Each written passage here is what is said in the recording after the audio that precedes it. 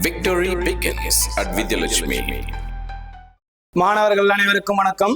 இன்று நடந்த 10ஆம் வகுப்பு பொதுத் தேர்வு எல்லாரும் நல்ல முறையில் எழுதியிருப்பீங்க நம்புறோம். ஏன்னா வினாத்தாள் மிக மிக எளிமையா இருந்தது. இப்போ வாங்க, ஒரு சில மாணவர்கள் ஒரு மதிப்பெண் வினாக்கள் ஏதாவது தவறுதலா விட்டுருக்கலாமா என்னன்னு பார்த்திருப்பாங்க. அதனால நம்ம இன்னைக்கு பார்க்க போறது 10ஆம் வகுப்பு பொதுத் தேர்வு மார்ச் மாதம் 2026 நடைபெற்ற பொதுத் தேர்விற்கான விடை குறிப்புகளை பத்தி பார்க்க போறோம். வாங்க வீடியோக்குள்ள போகலாம். இதுல முதலாவதாக நமக்கு கேட்கப்பட்ட வினாக்கள் பகுதி 1ல மொத்தம் 15 ஒரு மதிப்பெண் வினாக்கள். ஒவ்வொரு வினாவுக்கு என்னென்ன விடைன்னு பார்க்கலாம். முதல் வினா, இருவர் உரையாடுவது போன்ற ஓசை என்பது எது அப்படின்னு கேட்டிருக்காங்க. இருவர் உரையாடுவது போன்ற ஓசை என்ன ஓசை அப்படின்னு பாத்தீங்கன்னா செப்பல் ஓசை. இரண்டாவது வினா, ரவீந்திரநாத் தாகூர் டேஷ் மொழியில் எழுதிய கவிதை தொகுப்பான கீதாஞ்சலியை டேஷ் மொழியில் மொழிபெயர்த்த பிறகுதான் அவருக்கு நோபல் பரிசு கிடைத்தது. வங்காள ஆங்கில மொழி. அதுக்கடுத்து மூன்றாவது வினா, உலகமே வறுமையுற்றாலும் கொடுப்பவன் என்றும் பொருள்களின் இருப்பை கூட அறியாமல் கொடுப்பவன் என்றும் பாராட்டப்படுபவன் யார்? அதியன் பெருஞ்சாத்தன். நான்காவது வினா, அறிஞருக்கு நூல் அறிஞரது நூல் ஆகிய சொற்றொடர்களில் பொருளை வேறுபடுத்த காரணமாக அமைவது எது? வேற்றுமை உருபு. ஏன்னா கு என்பது வேற்றுமை உருபு, அது என்பது எது? வேற்றுமை உருபு. அதுக்கு அடுத்தது வினா எண் 5, காலக்கணிதம் கவிதையில் இடம்பெற்ற தொடர் எது? இகழ்ந்தால் என் மனம் இறந்து விடாது. வினா எண் 6, செய்தி 1, ஒவ்வொரு ஆண்டும் ஜூன் 15 உலக காற்று நாளாக கொண்டாடி வருகிறோம். செய்தி 2, காற்றாலை மின் உற்பத்தியில் இந்தியாவில் தமிழ்நாடு 2ஆம் இடம் என்பது எனக்கு பெருமையே. செய்தி 3, இந்தியாவிற்கு தேவையான மழை அளவில் 70 விழுக்காடு மழையை தென்மேற்கு பருவ காற்றாக கொடுக்கிறேன். இதுல எது சரி அப்படின்னு கேக்குறாங்க. செய்தி 1ம் 3ம் தானே சரியான விடை. வினா எண் 7, கொளுத்தும் வெயில் சட்டென தணிந்தது, வானம் இருண்டது, வாடை காற்று வீசியது. பொருத்தமான தலைப்பை தேர்க. இதுக்கு என்ன பொருத்தமான தலைப்பு அப்படின்னு பாத்தீங்கன்னா காற்றின் பாடல். வினா எண் 8, வா என்ற வேர்ச்சொல்லின் விழித்தொடரை தேர்க. விழித்தொடர் என்ன? ஒரு வினையானது ஒரு விழியை தொடர்ந்து போனா அது விழித்தொடர் பேரு. இங்க வா என்கின்ற வினையடி கொடுத்திருக்காங்க. அப்ப இதுல நமக்கு என்ன விழித்தொடரா வரும் அப்படின்னு பாத்தீங்கன்னா குழந்தையே வா.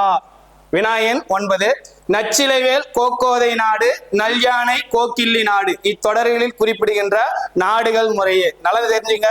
கோதை அப்படின்னு சொன்னாலே சேர நாடு, கிள்ளி வளவன் அப்படின்னு சொன்னாலே சோழனை குறிக்கும். அப்ப முதல்ல சேர நாடு, இரண்டாவது சோழ நாடு. வினா எண் 10, கேட்டவர் மகிழ பாடிய பாடல் இது. இத்தொடரில் இடம்பெற்றுள்ள தொழிற்பெயரும் வினையாளனின் பெயரும் என்ன அப்படின்னு கேட்டிருக்காங்க. தொழிற்பெயர் அப்படின்னு பாத்தீங்கன்னா பாடல், வினையாளனின் பெயர் கேட்டவர். அப்ப என்ன ஆப்ஷன் வரும்? 4வது விடை சரியா, பாடல் கேட்டவர். வினா எண் 11, புதன்கிழமையை 1ஆம் தேதியாக கொண்ட நாள்காட்டியில் அடுத்த வார செவ்வாய்க்கிழமையை தமிழ் எண்ணில் தேர்க அப்படின்னு சொல்றாங்க. இப்ப புதன்கிழமை நமக்கு என்ன சொல்லியிருக்காங்க? 1. அப்ப அந்த வாரத்துல எந்த கிழமை கேட்டிருக்காங்க? செவ்வாய்க்கிழமை கேட்டிருக்காங்க. அப்ப புதன் 1, வியாழன் 2, வெள்ளி 3, சனி 4, ஞாயிறு 5, திங்கள் 6, செவ்வாய் என்ன வரும்? 7. அப்ப 7க்கு தமிழ் என்ன? ஏ. அப்ப என்ன answer right? Last answer right. சரிங்களா? அடுத்தது, பாடலை படித்து பின்வரும் வினாக்களுக்கு விடை தருக. இது மனப்பாட பாட்டி எளிமையா என்ன பண்ணிருப்பீங்க? கண்டுபிடிச்சிருப்பீங்க. விருந்தினனாக ஒருவன் எதிரின் வியத்தல், நன்மொழி இனிது உரைத்தல், திருந்திர நோக்கல் வருகையின உரைத்தல், எழுதல் முன் மகிழ்வன செப்பல் அப்படின்னு சொல்லியிருக்காங்க. இந்த பாட இடம்பெற்ற நூல் எது? காசி காண்டம். வினா எண் 13, பாடலின் ஆசிரியரை தேர்க. இந்த பாடலுடைய ஆசிரியர் யாரு? அதிவீரராம பாண்டியன். செப்பல் என்னும் சொல்லின் பொருள் என்ன? செப்பல் என்ன அர்த்தம்? கூறுதல். வினா எண் 15, சீர் எதுகையை சொற்களை தேர்க. இப்ப இதுல எதுகை சொல். எதுகை என்ன சொல்லுவோம்? 2வது எழுத்து ஒன்றி வருது. அவங்க என்ன கேட்டிருக்காங்க? சீர் எதுகை கேட்டிருக்காங்க. அப்ப விடையில பாருங்க, திருந்துரன் ஒண்ணு இருக்கு, வருகன் ஒண்ணு இருக்கு. அப்ப ஆன்சர் திருந்துர வருக. இது 15 ஒரு மதிப்பெண் வினாக்களும் அனைவரும் சரியா எழுதிருப்பீங்க. அடுத்தது பாத்தீங்க அப்படின்னா பகுதி 2. இந்த பகுதி 2 பிரிவா பிரிப்பாங்க. முதல் பிரிவில் இருப்பது செய்யுளும் உரைநடையில் இருக்கிற குறிவினாக்கள். முதல் வினா பாருங்க, கரப்பிடும்பை இல்லார் இத்தொடரின் பொருள் தருக. இது திருக்குறள்ல இடம்பெற்றிருக்கின்ற ஒரு வினா. அப்ப தம்மிடம் உள்ள பொருளை மறைத்து வைத்து துன்பம் தராத நல்லவர் யாரு? கரப்பிடும்பை இல்லார் அப்படின்னு சொல்லுவாங்க. அடுத்தது, விடைகளுக்கேற்ற வினாக்கள் அமைப்போம். அவங்க என்ன பண்ணிருக்காங்க? வினா கேட்டிருக்காங்க. அந்த வினாவுக்கு நம்ம என்ன பண்ணோம்? விடை கொடுத்திருக்காங்க, வினா கேட்கணும். முன்பின் அறியாத புதியவர்களுக்கே விருந்தினர் என்று பெயர். அப்ப எப்படி வினா கேட்கலாம்? விருந்தினர் என்பவர் யார் கேட்கலாமா? அடுத்தது 2வது வினா, ஒரு நாட்டின் நாட்டு வளம் சொல்வளத்தை உருவாக்குகின்றது. சொல்வளத்தை உருவாக்குவது எது அப்படின்னு நான் கேட்கலாம். வினாவை எப்படி வேணாலும் கேட்கலாம். ஆனா கண்டிப்பா என்ன பண்ணிருக்கேன், விடையில கடைசியில வந்து வினாக்குறி இடம்பெற்றுதல் வேண்டும். அதுக்கு அடுத்தது மேகங்கள் வானில் செய்யும் நிகழ்வுகள் யாவை? நம்மளுக்கு புதியதாக கேட்கப்பட்ட மேகம் என்கின்ற பாடத்திலிருந்து கேட்டிருக்காங்க. அதுக்கு அடுத்த வினாவை பாருங்க. செங்கீரை ஆடுதலில் எந்தெந்த அணிகலன்கள் சூட்டப்படுவதாக முத்துக்குமாரசாமி பிள்ளை தமிழ் கூறுகிறது? அதாவது முருகப்பெருமான் என்னென்ன அணிகலன் அணிஞ்சிருப்பார், நமக்கு ஒரு பாடல் சொல்லியிருந்தாங்க. செம்பு நடிச்சிருக்கிங்கினியோடு சிலம்பு கலந்தாட, திருவரை அரைஞான் அரைஞான் மணியோடு ஒளி திகழரை வடமாட, பைம்பொன சிம்பிய தொந்தி ஒடுஞ்சிறு பண்டி சரிந்தாட, பட்டனு தற்பொலி பொட்டொடு வட்ட சுட்டி பதிந்தாட, கம்பி விதம்பொதி குண்டலமும் குழை காதும் அசைந்தாட, கட்டிய சூழியும் உச்சியும் உச்சி கதிர்முத்தொடுமாட, வம்ப வளத்திருமேனி மாடிட ஆடுக செங்கீரை, ஆதி வைத்திய நாதன் குறிக்கோன் ஆடுக செங்கீரை. அந்த பாட்டை சொல்லப்படுது. அப்ப முருகன் என்னென்ன அணிகள் அணிந்திருப்பாரு அப்படின்னு சொன்னீங்கன்னா, கால்ல என்னென்ன அணிகள் அணிந்திருந்தாருன்னா கிண்கிணி ஒண்ணு, அடுத்தது சிலம்பு. இது வந்து காலில் அணிகின்ற அணிகலன் அப்படின்னு சொல்லலாம். அதுக்கு அடுத்தது இடையில வந்து என்ன அணிந்திருந்தாங்க, அரைஞான். அதுக்கு அடுத்தது நெற்றியில என்ன அணிந்திருந்தாரு, சுட்டி. அதுக்கு அடுத்தது காதுல என்ன அணிந்திருந்தாரு, குண்டலம் குழை. அதுக்கு அடுத்தது தலையில என்ன அணிகள் அணிந்திருந்தாரு, சூழி அப்படின்னு சொல்லுவாங்க. சரியா? இந்த அணிகள் யார் அணிந்திருந்தது, முருகப்பெருமான் அணிந்திருந்தாக சொல்லியிருப்பாங்க. அடுத்தது வறுமையிலும் படிப்பின் மீது நாட்டம் கொண்டவர் மாப்போசி. நூல் வாங்குவதற்கு போதிய வறுமை இல்லாத நிலையிலும் பழைய புத்தகங்கள் விற்கும் கடைக்கு செல்வார். விருப்பமான புத்தகங்களை மிக குறைந்த விலையில் வாங்கும் வாடிக்கை கொண்டவர் அப்படின்னு சொல்லலாம். உலகு என முடியும் குரல் கேட்கிறாங்க. உலகு என்கின்ற முடியும் குரல் என்ன குரல்? குற்றம் இளனாய் குடி செய்து வாழ்வானை சுற்றமா சுற்றும் உலகு அப்படின்னு சொல்லலாம். அப்ப இந்த 6 வினாக்கள்ல ஏதேனும் 4 வினாக்கள் நம்ம எழுதியிருந்தால் போதும். கண்டிப்பா என்ன பண்ணிடணும், திருக்குறள் வினா கட்டாயமாக எழுதிருக்கணும். ஏன்னா அது 21வது வினா கட்டாய வினா. மீதி இருக்கிற 5 வினாக்கள் நம்ம ஏதேனும் 3 எழுதினால் போதுமானது. அதுக்கு அடுத்தது பிரிவு 2. பிரிவு 2ல மொத்தம் 7 வினாக்கள் இடம்பெற்றிருக்கோம். இதுல நம்ம எந்த வினா வேணா என்ன பண்ணலாம், தேர்ந்தெடுக்கலாம். அதுல 5 வினாக்கள் எழுதணும். முதல் வினா பாருங்க, நிறுத்த குறியீடுக அப்படிங்கிறாங்க. எங்க நம்ம நிறுத்த குறியிடணும்? இது வந்து புத்தகத்துக்கு பின்னாடி இருக்கிற மொழித்திறன் பயிற்சி வந்து கேட்கப்பட்டது. சேரர்களின் பட்ட பெயர்களில் கொல்லி வெப்பன் இங்க என்ன பண்ணோம், ஒற்றை மேற்கோள் குறி. மலையமான் எங்கேயும் ஒற்றை மேற்கோள் குறி போன்றவை குறிப்பிடத்தக்கவை. இங்க புல் ஸ்டாப். கொல்லி மலையை வென்றவன் கொல்லி வெப்பன் எனவும் இங்க ஒற்றை மேற்கோள் குறி. பிற மலைப்பகுதிகளை வென்றவர்கள் மலையமான் எனவும் பெயர் சூட்டி கொண்டனர். அங்க ஒரு புல் ஸ்டாப், அதாவது நிறுத்தற்குறியில முற்றுப்புள்ளி வைக்கணும். இதற்கு சங்க இலக்கியத்தில் சான்றுகள். இது மட்டும் எழுதி என்ன பண்றாங்க, 2 மதிப்பெண் கொடுத்துருவாங்க. சரியா? அதுக்கு அடுத்தது மிக மிக எளிமையானது, தொழிற்பெயர்களின் பொருளை புரிந்து கொண்டு தொடர்களை முழுமை செய்க. இங்க பாருங்க, நமக்கு கீழே விடை கொடுத்துட்டாங்க. இந்த 2 விடையில ஒரு விடை ஒரு டேஷ்ல வரும், இன்னொரு விடை ஒரு டேஷ்ல வரும். அப்ப காட்டு விலங்குகளை டேஷ் தடை செய்யப்பட்டுள்ளது. அங்க என்ன பண்ணா, காட்டு விலங்குகளை சுடுதல் தடை செய்யப்பட்டுள்ளது. செய்த தவறுகளை சுட்டல் திருந்த உதவுகிறது. அப்ப விடை சரியா 2 மதிப்பு என்ன பண்ணிடலாம், வாங்கிடலாம். அதுக்கு அடுத்தது பகுபத உறுப்பினர் நம்ம கேட்டிருக்காங்க. அமர்ந்தான். இது புத்தகத்துக்கு பின்னாடி இருக்கிற வினாதான். இது அமர்ந்தான் எப்படி பிரிக்கலாம் அப்படின்னு பாத்தீங்கன்னா, அமர் கூட்டல் இத்து பிராக்கெட்ல இந்து கூட்டல் இத்து கூட்டல் ஆண். அப்ப அமர் என்னது, பகுதி. இத்து சந்தி. இத்து இந்தானது விகாரம். இத்து இறந்த கால இடைநிலை. ஆண் என்பது ஆண்பால் வினைமுற்று விகுதி. நம்ம சரியா பிரிச்சிருந்தாலும் என்ன பண்ணுவாங்க, அரை மதிப்பெண் கொடுத்துருவாங்க. அது தனித்தனியாக எழுதும்போது மீதி இருக்கிற 1.5 மதிப்பெண் வாங்கிடலாம். அதுக்கு அடுத்த வினா, கட்டுரை படித்த இச்சொற்களில் இடையில் வேற்றுமை உருவை பயன்படுத்தி எழுதுக. அப்ப வேற்றுமை உருவு என்ன எழுதலாம், கட்டுரையை படித்த. அங்க கட்டுரை படித்தனான்னு விரிதே வேற்றுமை உருவம் மாறும்போது கட்டுரையை படித்த, நான் கட்டுரையை படித்தேன் அப்படின்னு எழுதலாம். சரியா? அடுத்த வினா, பொதுவியல் திணை விளக்குக. பொதுவியல் திணைனா என்ன, வெற்றி திணை முதல் பாடான் திணை வரை சொல்லப்படாத பொதுவான செய்திகளையும் அவற்றில் கூறப்படாத செய்திகளையும் கூறுவது என்ன திணை, பொதுவியல் திணை. வினாயின் 27 கலை சொல் கேட்டிருக்காங்க. ஹாப்பினஸ். ஹாப்பினஸ்னா நமக்கு தெரியும், மகிழ்ச்சியா இருக்கும், எல்லாம் தேர்வு எழுதிட்டு. அதனால ஹாப்பினஸ்க்கு என்னது, மகிழ்ச்சி. Story teller. ஸ்டோரி டெல்லர் என்னது, கதை சொல்லி. அதுக்கு அடுத்தது, இது கீழே செவி மாற்றுத்திறனாளிகளுக்கான மாற்று வினா. இந்த வினா நம்ம என்ன பண்ணக்கூடாது, தேர்வுல எழுதக்கூடாது, அது உங்களுக்கே தெரியும். அதுக்கு அடுத்த வினா, இரு சொற்களையும் பயன்படுத்தி ஒரு தொடரில் அமைத்து எழுதுக. அந்த இரு சொற்களை பயன்படுத்தல வந்து என்னென்ன கொடுத்துருக்காங்க அப்படின்னு பாத்தீங்க அப்படின்னா, ஒன்று மலை மாலை விடு வீடு. அப்ப மலை என்னலாம்? மலை மீது ஏறி மாலை விளையாடினேன். விடு, என்னை வீட்டிற்கு விடு, நான் வீட்டிற்கு செல்ல வேண்டும். எப்படி வேணாலும் பண்ணலாம், அதை எழுதலாம். சரிங்களா? அதுக்கு அடுத்த வினா பகுதி 3.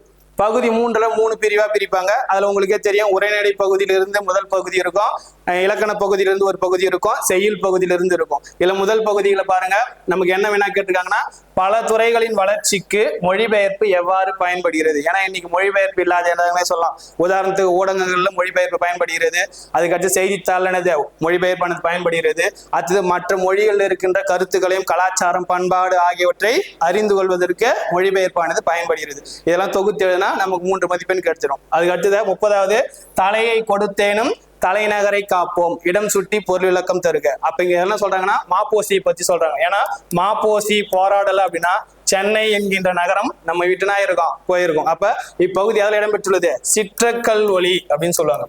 சிற்றக்கல் ஒளியில மாப்போசியுடைய எனது போராட்டம் என்கின்ற நூல்ல இடம்பெற்றுள்ளது. சரியா? அப்ப சென்னை ஆந்திராவுடைய தலைநகரமா இருக்க வேண்டும் என்று அப்பொழுது இருந்த ஆந்திர தலைவர்கள் போராடினாங்க.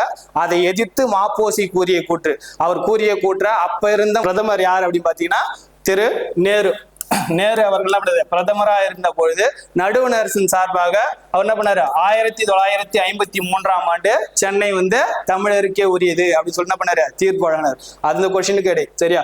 அதுக்கு அடுத்தது உரைப்பத்தியை படித்து வினாக்களுக்கு விடை எழுதுக. ஒரு பேராகிராஃப் கொடுத்திருக்காங்க, அது கீழே 3 வினா இருக்கு. முதல் வினா என்ன கேட்டிருக்காங்க, உலகம் குறித்து தொல்காப்பியர் கூறுவது யாது.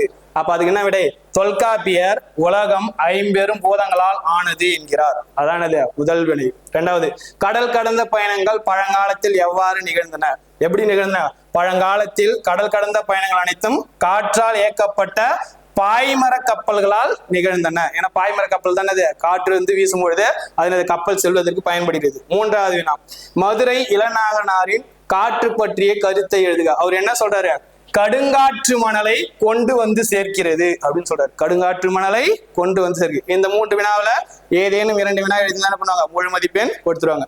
அதுக்கு அடுத்தது பிரிவு 2ல செய்யுள் பகுதி. இதுல கண்டிப்பா என்ன உண்டு, ஒரு வினா கட்டாய வினா. அந்த கட்டாய வினா இது நமக்கு மனப்பாட பாடல். மனப்பாட பாடல் பாருங்க, எளிமையா கொடுத்துருக்காங்க. என்ன பாட்டு, ஒண்ணு மாற்றம் என தொடங்கும் காலக்கணிதம் பாடல், அல்லல் பழனத்து பாடல். மாற்றம் என்ன சொல்லலாம், மாற்றம் எனது மானிட தத்துவம், மாறும் உலகின் மகத்துவம் அறிவேன், எவ்வவை தீமை எவ்வவை நன்மை என்பதறிந்து ஏகுவன் சாலை, தலைவர் மாறுவர் தர்பார் மாறும், தத்துவம் மட்டுமே அட்சய பாத்திரம். அவங்க கேட்கறது வரைக்கும் தான் கேட்டிருக்காங்க, அட்சய பாத்திரம் வரைக்கும் தான் கேட்டிருக்காங்க. அது வரைக்கும் எழுதினாலே போதுமானது. இது காலக்கணிதம் பாடல்ல இடம்பெற்றுள்ளது.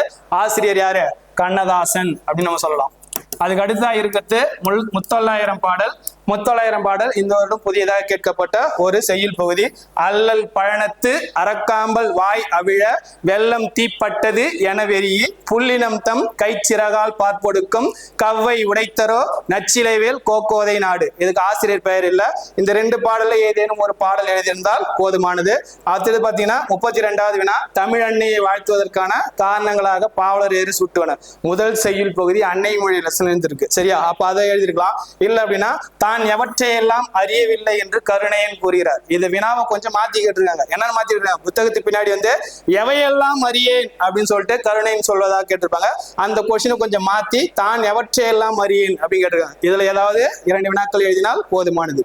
அதுக்கு அடுத்து பிரிவு 3ல 3 வினா. 1 இலக்கண சிறு வினா இருக்கு, 1 அணி இருக்கு, 1 அழகிட்டு வாய்ப்பாடு. இப்ப இலக்கண சிறு வினாவை நமக்கு கொஸ்டின் கொடுத்திருக்காங்க. என்ன கொடுத்திருக்காங்க பாருங்க, மார்கழி திங்கள் அதிகாலை நேரத்தில் மக்கள் நடைப்பயிற்சி மேற்கொண்டனர்.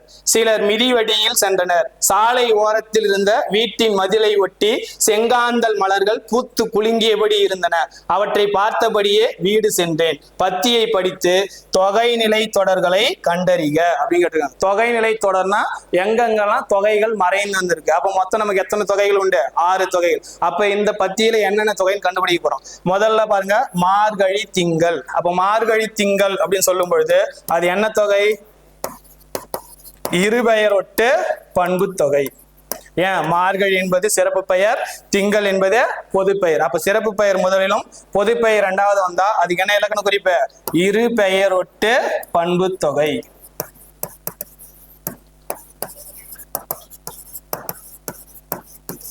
அதுக்கு அடுத்தது என்ன கண்டுபிடிக்கலாம் பேராகிராஃப்ல நடைப்பயிற்சி மேற்கொண்டனர். அங்க நடைப்பயிற்சியை அப்படின்னு வரணும். அப்ப அங்க என்ன உறுப்பு வெளிப்படையா வருது? இரண்டாம் வேற்றுமை உறுப்பு. அப்ப அது என்னது? இரண்டாம் வேற்றுமை தொகை. அதுக்கு அடுத்தது என்ன கண்டுபிடிக்கலாம்? சாலை ஓரத்தில். அப்ப சாலையின் ஓரத்தில் அப்படின்னு வரணும். சாலையின் அப்படின்னு சொல்லும் பொழுது ஐந்தாம் வேற்றுமை உறுப்பு வெளிப்படையா வருது. அப்ப அது என்னது? ஐந்தாம் வேற்றுமை தொகை. அதுக்கு அடுத்தது என்ன இருக்கு பாருங்க, செங்காந்தல். செங்காந்தல் என்னது? செம்மையாகிய காந்தல். அப்ப அதுக்கு என்ன சொல்லலாம்? பண்பு தொகை. செங்காந்தல் சொன்னா பண்பு தொகை. நம்ம செங்காந்தல் மலர்னு எழுதலாம் சார். அப்ப செங்காந்தல் மலர்னு எழுதுனா என்ன வரும்? இருபெயரொட்டு பண்பு தொகை. இதுல ஒண்ணு எழுதினா கூட என்னது? போதுமானது. இல்ல ரெண்டுமே நான் எழுதியிருக்கேன் சார் அப்படின்னாலும் எழுதலாம். சரிங்களா? தப்பு கிடையாது, சரிதான். அதுக்கு அடுத்தது என்ன கண்டுபிடிக்கலாம்? அதுல வேற என்ன இருக்கு? வீடு சென்றேன். வீடு சென்றேன் என்ன வரும்? வீட்டிற்கு சென்றேன். அப்ப கூ என்கிற நான்காம் வேற்றுமை என்ன பண்ணுது? வெளிப்படையா வருது. அப்ப நான்காம் வேற்றுமை தொகை. இந்த தொகைகள் மொத்தம் 6 இருக்கு. நம்ம ஏதாவது 4 அல்லது 5 எழுதியிருந்தா 3 மதிப்பெண் கொடுக்கலாம். அதுக்கு அடுத்ததாக அடுத்த வினா என்பாரு, இன்மையின் இன்னாது யாதெனின் இன்மையின் இன்மையே இன்னாதது. இதில் பயின்று வந்துள்ள அணி கேக்குறாங்க. இதுல என்ன அணி பயின்று வந்துள்ள இருக்கு? சொற்பொருள் பின்வரு நிலையணி அப்படின்னு சொல்லுவாங்க. ஏன் இதை சொற்பொருள் பின்வரு நிலையணின்னு சொல்றோம்? ஒரு செய்யுளில் வந்த சொல்லே மீண்டும் மீண்டும் வந்து ஒரே பொருளை தந்தால் அதுக்கு என்னன்னு பேரு? சொற்பொருள் பின்வரு நிலையணின் பேரு. இந்த பாடல்ல பாருங்க, இன்மை என்கின்ற சொல் என்ன பண்ணுது? மீண்டும் மீண்டும் வருது. எத்தனை முறை வந்தாலும் இந்த இன்மை என்கின்ற சொல்லுக்கு என்ன பொருள்? வறுமை.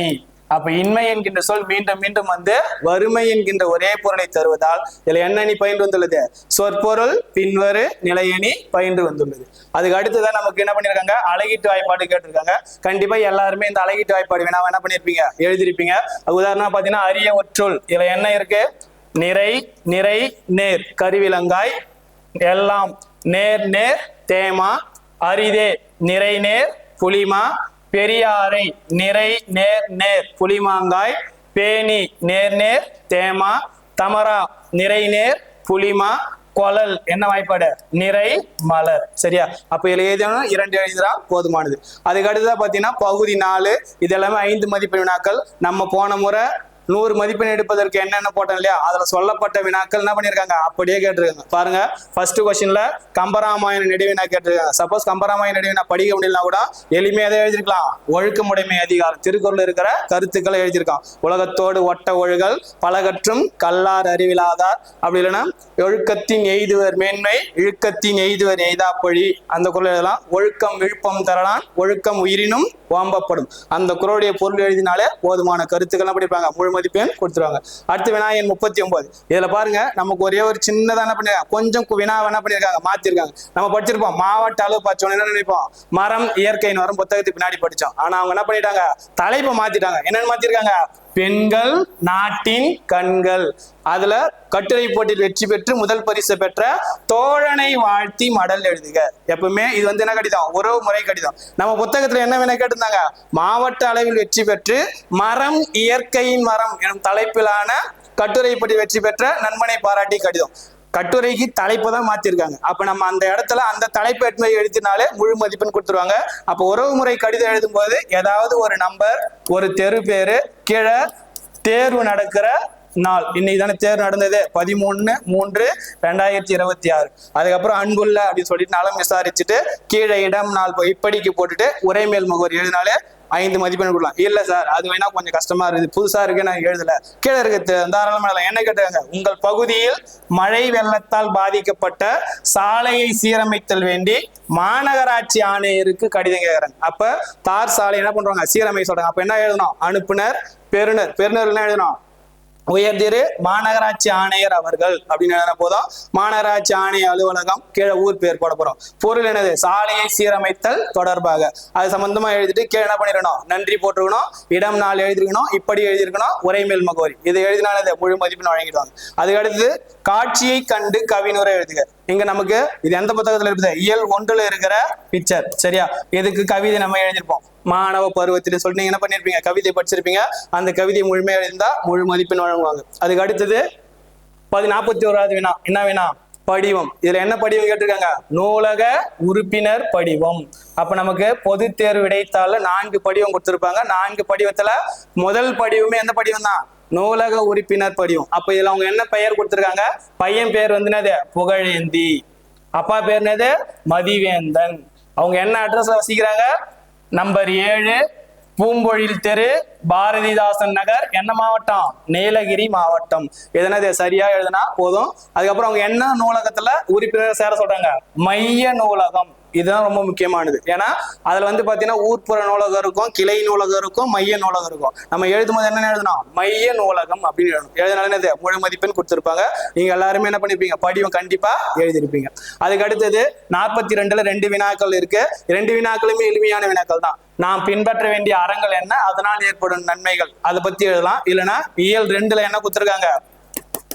இயற்கை காட்சிகளை பற்றி சொல்லியிருக்காங்க. பொன்னான சூரியன் தினமும் காலையில் எழுந்து தன் ஒளி கதிர்களை வீசும், இருளை மறைய செய்யும், பால் போன்ற மேகங்கள் சுற்ற ஆரம்பித்து விடும், வண்ண பறவைகள் தன்னுடைய இறகுகளை அடிப்பதன் மூலம் காலையே என்ன புத்துணர்ச்சி ஆக்கும் அப்படின்னு மொழித்திறன் பயிற்சி கொடுத்துருக்காங்க. மொழிபெயர்ப்பு அதை என்ன பண்ணிருக்கலாம்? எளிமையா எழுதிருக்கலாம். 2மே எளிமைதான். அதுல உனக்கு எது தெளிவாக தெரிஞ்சோ அதை என்ன பண்ணிடலாம்? எழுதி முழு மதிப்பெண் பெறலாம். இந்த வினாவை என்ன பண்ணக்கூடாது? கண்டிப்பா நம்ம யாருமே எழுதக்கூடாது. செவி மாற்றுத்திறனாளிகளுக்கான மாற்று வினா. அந்த குழந்தைகளுக்கு ஆங்கிலம் தெரியாது, எனது ஒரு பேராகிராஃப் கொடுத்து அது பேராகிராஃப்க்கு என்ன பண்ணிருக்காங்க? 5 வினாத்தாள் கொடுத்துருக்காங்க. அந்த 5 வினாவுக்குரிய விடையும் அதுல இருக்கும். இது ஈஸியா இருக்கு, நம்ம இதை எழுதிடலாமா அப்படின்னு பார்த்தா கண்டிப்பா என்ன பண்ணிருக்க எழுதியிருக்க கூடாது. இது பகுதி 4. கடைசி பகுதி என்னது? பகுதி 5. இந்த பகுதி 5ல உரைநடையிலிருந்து வினாக்கள் கேட்டிருக்காங்க, துணைப்பாடத்திலிருந்து கட்டுரை கேட்டிருக்காங்க, பொது கட்டுரை. 3மே என்னது? எளிமையான வினாக்கள். நம்ம ஏற்கனவே சொன்னது போல மீண்டும் மீண்டும் திருப்பி வருகின்ற வினாத்தாள் தான். முதல் வினாவே என்னது? இலக்கிய சான்றுகளுடன் உங்கள் இல்லத்துக்கு வந்த உறவினருக்கு நீங்கள் செய்த விருந்தம்பர். நம்ம வீட்டுக்கு வந்தா உறவினருக்கு எப்படிலாம் விருந்து வைப்போம். அது இலக்கியத்துல எப்படி சொல்லியிருக்காங்க? புறநானூறுல சொல்லியிருப்பாங்க, உண்டாலம்ம இவ்வுலகம் இந்திரர் அமிர்தம் ஏய்வதாயினும் அப்படின்னு சொல்லிட்டு. அதுக்கப்புறம் பாத்தீங்கன்னா நற்றினை சொல்லியிருப்பாங்க. அதுக்கடுத்து குறுந்தொகையில சொல்லியிருப்பாங்க. இது போல இலக்கியங்கள் எங்கெங்கெல்லாம் சொல்றாங்க அதை எழுதிக்கலாம். ஒரு வாழை இலை எப்படி நம்ம எந்த பக்கம் போடுவோம், விருந்து எப்படி வைப்போம், அதை பற்றிய செய்திகள்லாம் அதில் எழுதலாம். அப்படி இல்லை அப்படின்னா இயல் 2ல காற்று மாசுபாட்டை தடுக்கும் வழிமுறைகள், நம்ம எப்படிலாம் காற்று மாசுபாட்டை தடுக்க முடியும் அதை பத்தி படிச்சிருப்பீங்க, எழுதிருக்கலாம். இதுல ஏதேனும் 1 எழுதினால் போதுமானது. அதுக்கடுத்து வினா எண் 44ல நமக்கு என்னென்ன கதை கேட்டிருக்காங்க? 1 பிரம்மம், 2வது புயலிலே ஒரு தோணி. 2 கதைகளும் மிக மிக எளிமையான கதைகள். பிரம்மம் வந்து இந்த ஆண்டு புதிய புத்தகத்துல கேட்கப்பட்டு நம்ம ஏற்கனவே சொன்னதுதான். பிரம்மம் கதை நல்லா படிச்சுங்க. பிரம்மம் கதை என்ன பண்ணோம்? நமக்கு வரும் அப்படின்னு சொன்னோம். கண்டிப்பா அந்த கதை என்ன பண்ணிருக்காங்க? கேட்டிருக்காங்க. முருங்கை மரத்தை பற்றிய ஒரு கதை அழகாக எழுதியிருப்பீங்க. அப்படி எல்லாம் புயலிலே ஒரு தோணி, அந்த தோணியானது எப்படியெல்லாம் கடினப்பட்டது, அங்கிருந்து அந்த மக்களை எப்படி பாதுகாத்தார், அந்த தலைமை மாலும் என்பதெல்லாம் நம்ம எழுதியிருப்போம். சரியா? அப்ப 2த்துல நீங்க எது வேணாலும் எழுதிருப்பீங்க. கண்டிப்பா எனக்கு தெரிஞ்ச வரைக்கும் எல்லாருமே பிரம்மம் கதை தான் எழுதிருப்பீங்கன்னு நினைக்கிறேன். ஏன்னா அதான் ரொம்ப எளிமையா இருக்கும். முருங்கை மரத்தை பத்தி நம்ம வீட்டில் படிச்சிருப்போம், வீட்டில் சாப்பிட்டுருப்போம், முருங்கைக்கீரையை சாப்பிட்டுருப்போம், அதை வச்சு எழுதிருப்பீங்க. சரியா? அதுக்கு அடுத்தது கடைசி வினா பொதுக்கட்டுரை. பொதுக்கட்டுரையை பொறுத்தவரை நமக்கு மிக மிக எளிமையாக இந்த முறை அமைஞ்சு போச்சு. 1 சான்று வளர்த்து தமிழ், இன்னொன்னு என்னது? கலை திருவிழா. இந்த 2 கட்டுரையுமே நம்ம தெளிவா படிச்சிருந்தோம். 2ல மாணவருக்கு எது எளிமையா இருந்தோ அதை என்ன பண்ணிருக்கீங்க? எழுதிருப்பீங்க. கண்டிப்பா நிச்சயம் எல்லாரும் எத்தனை மார்க் எடுப்பீங்க? 100க்கு 100 மதிப்பெண் எடுப்பீங்க. ஏதோ ஒரு தமிழ் ஆசிரியர் எங்கேயாவது ஒரு மதிப்பெண் குறைத்து ஒரு 99 மார்க் என்ன பண்ணுவாரு? கண்டிப்பா நம்ம கொடுத்துருப்பாரு. நம்ம நம்புறோம். கண்டிப்பா நம்ம எல்லாரும் எத்தனை மதிப்பெண் எடுப்போம்? 100க்கு 100 மதிப்பெண் எடுப்போம். நன்றி.